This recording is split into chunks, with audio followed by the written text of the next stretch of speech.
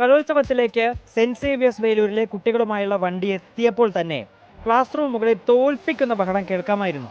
എല്ലാവരും വലിയ ഉത്സാഹത്തിലാണ്. കലയുടെ മാമാങ്കം നേരിട്ട് കാണാൻ പോകുന്ന സന്തോഷത്തിൽ.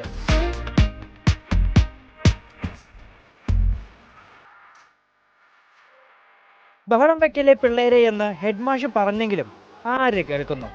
ഇവരെല്ലാവരും അടിച്ചു പൊളിക്കാൻ ഒരുങ്ങി തന്നെയാണ്.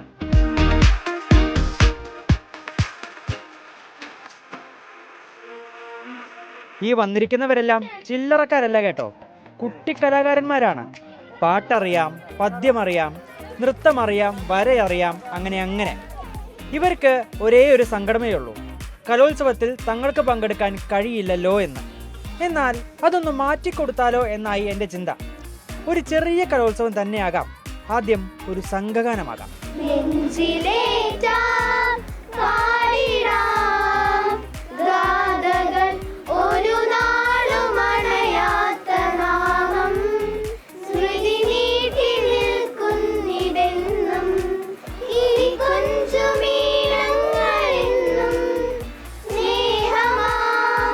കൂട്ടത്തിൽ ഒരു ചെറിയ പുലിയുണ്ട് കേട്ടോ, പേര് ഹൃദിക.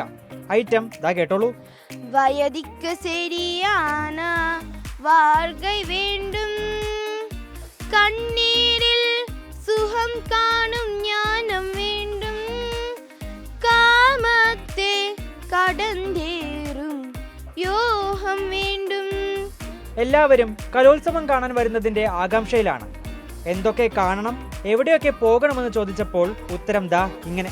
ഡാൻസും പാട്ടും പോകാൻ പറ്റുന്ന സ്ഥലത്തൊക്കെ പോകും. എനിക്ക് ഒപ്പന ഇഷ്ടമാണ്. സ്റ്റേജ് 1-ലേക്ക് പോകും, സ്റ്റേജ് 2-ലേക്ക് പോകും, സ്റ്റേജ് 3, പിന്നെ എത്ര ടൈം കാണാൻ പറ്റും അവിടെ കാണാം. ഇനിയും ഞാൻ ഇവരെ പിടിച്ചു നിർത്തുന്നേയില്ല, കാരണം ഞങ്ങൾ പൊക്കോട്ടെ ചേട്ടാ എന്നിവർ ചോദിച്ചുകൊണ്ടേയിരിക്കുകയാണ്. എന്നാൽ അങ്ങനെയാകട്ടെ, കുട്ടികൾ കലോത്സവം ആസ്വദിക്കട്ടെ. എന്നാൽ അങ്ങനെ പോകുന്നതും ഇവർക്കൊരു ആഘോഷമാണ് കേട്ടോ.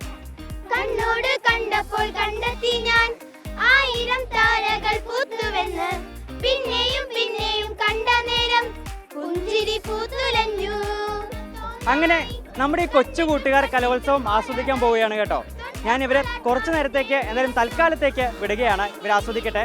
എന്തായാലും നാളെ ഇതേ വേദിയിൽ തങ്ങളുടെ പ്രകടനങ്ങൾ ഇവർ അവതരിപ്പിക്കുമെന്ന ആത്മവിശ്വാസത്തിലാണ് എല്ലാ കുരുന്നുകളും. വീഡിയോ ജേർണലിസ്റ്റ് അഭിമന്യുവിനൊപ്പം കലോത്സവ നഗരിയിൽ നിന്നും GR വെങ്കടേശ്വരൻ ഇൻ റിപ്പോർട്ടർ.